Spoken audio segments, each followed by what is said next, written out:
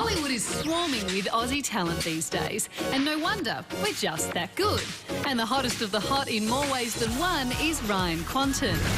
Starring in Home and Away before heading overseas, Ryan's star status was shot into the stratosphere, playing Jason Stackhouse in the vampire series True Blood. Bigfoot, is he real too?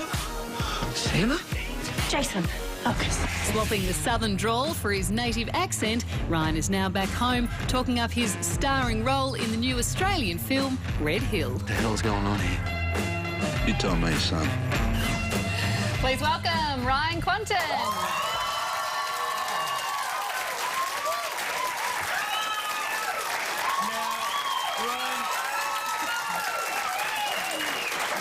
It's a lot of guys squealing. Now, the new film, Red Hill, I mean, I would describe it as like almost an old-school Western revenge flick. But instead of the hero being bulletproof, you have it's set in a small Aussie town for a start, but you have the crap beaten out of you throughout this movie. You spend most of it wet, half of it unconscious. Did you know what you were in for when you signed up for this thing? Not really. Look, I'm somewhat of a masochist at heart anyway, so I appreciate the darker side of life, and any time that I get beaten down is always a good thing. But this was absolute sort of 24 days of pure sort of adrenaline, and what that translated to onto the screen was this sort of, I guess, epic journey of revenge, vengeance, and just, you know, a guy standing up for what he believes in. Country Victoria can get bloomin' cold. Like, how cold was it for you constantly being in the wet? That was sort of consistently like -10, and then I had on top of that sort of rain machines pouring down sort of water on top of me. So it was, yeah, it was pretty cold. And I came from stinking hot Louisiana heat too, so... Lovely to be home. Listen, people talk a lot about the difference in American and Australian sets. I mean, and you've had a long stint on American sets. How would you describe it? Well, I think universally they're very much the same. Like a grip is a grip and a gaffer is a gaffer. But what separates us is...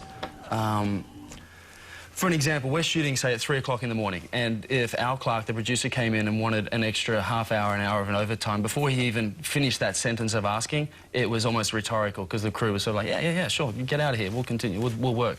But I think anywhere else in the world, it becomes far more of a discussion. There's, you know, legalities involved and unions and this and that, but here it's just... So it's looser. It's a labour of love. It's understood. And these films don't get made without that. Now, what has amazed me in studying you, I'm not doing a TAFE course or anything. It's got to be good, though, getting a degree in you. But no, wow. Nice to meet you. Yeah. But no, you're a triathlete. Is that what you call yourself? I have been known to do them. You also you instruct yoga. Yeah, I'm qualified too. You're qualified too, and you were in a bowling team. Yes. That's extraordinary. You have really done your research. I so want to do well in Should your I be exam. scared right now? Yeah. But what was your bowling team called? I hope we can say it. It was called Balls Deep. Balls Deep. You can say it again. That's a stunning play on words. Well done. Stunning revelation. Yeah. Now, True Blood, my friends are obsessed by it. The world over loves it. But before you made it big in True Blood, when you got to LA, I understand you're at the point where you couldn't even pay rent. What was that about? Well, it wasn't even rent. I was staying at a hotel, and I only could afford sort of the 2 days there, and I got a call from this sort of manager who said, look, this is pretty much the tipping point of your life. If you want to stay, if this is the job for you, then you might want to think about staying here.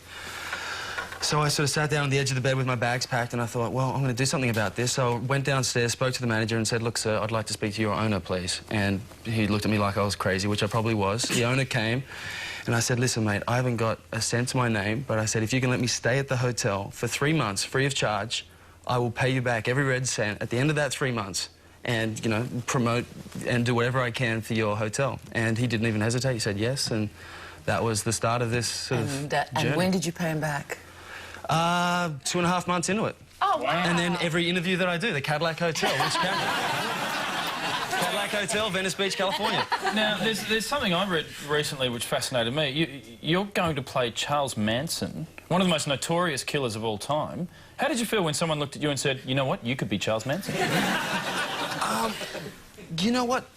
I love it when people try to pigeonhole me, and there's nothing that I take more pride in sort of breaking people's perceptions, and this was just another sort of way to do that. And plus, I think it's a story that hasn't been told all that well, and we want to sort of humanise the victims and really sort of bring to life who he was. Well, we look forward to it. Absolutely. Fascinating. It's been great having you here. You can check out Ryan in Red Hill. It's out in cinemas November 25. Thanks for joining us.